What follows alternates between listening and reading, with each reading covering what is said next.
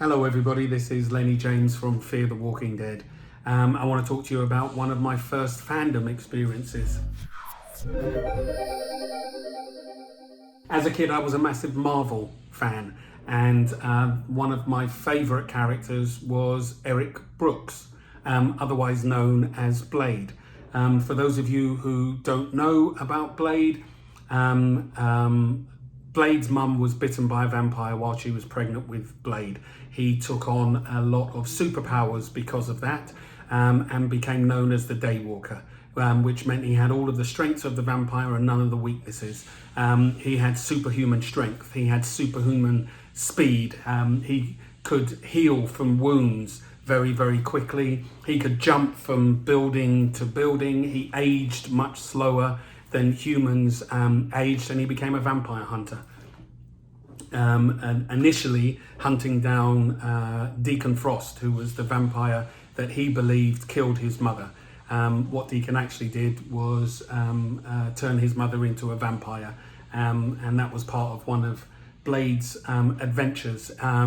He was black, he was born in London, not many people know that or remember that, and he was beautifully drawn in the comics. He was, I believe, his look was based on Jim Brown, who was an ex-American football player and then an actor.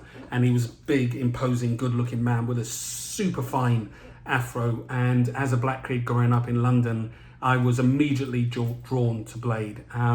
With my friends, my two best friends, Everton and Wayne, we would play in most playtimes, as we call them, most recesses, as you call them in America. We would reenact or make up our own Marvel scenarios and stories, with each of us jumping between different characters, be it the Hulk, be it Spider-Man, be it whoever. You would jump between the different, Daredevil, who was another favourite character of mine.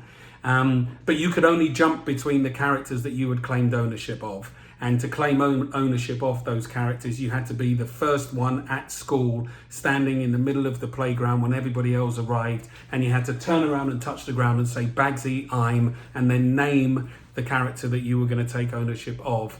I remember after I saw Blade in the comic books, this must be the mid to late 70s, I remember running into school maybe an hour, could have been 2 hours early, to make sure that I was the first kid in school, and I waited for Everton and Wayne to arrive, and then I turned around and touched the ground and I said, "Bagsy, I'm Blade." And I loved playing Blade because he was, as his name would suggest, I forgot to tell you that he was a master of martial arts, of kung fu, but also a master with anything bladed, hence his name. He dressed in black leather, he had weapons all about him, and I just loved him and loved pretending to be him. Years later, when they made Blade the movie, when Wesley Snipes' his first film, I remember almost being as excited to go and see the film for the first time as I was when I first opened the comic book to be introduced to Blade. And I would say, in my own humble opinion, it is without question my favourite adaptation of comic book to film of any Marvel character, and I would argue that it is the best adaptation. They said it as they R-rated it.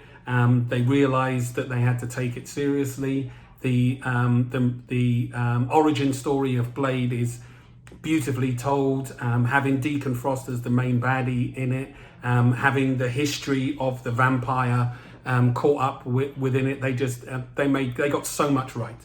I loved it. It's one of my favourite films of all time, and I can't wait to see what Mahershala Ali does with Blade next time around. I wish it was me, but it's not, and I wish him the best of luck. So that is me, my first fandom, Blade, the superest of superheroes. Thanks for listening. Bye-bye.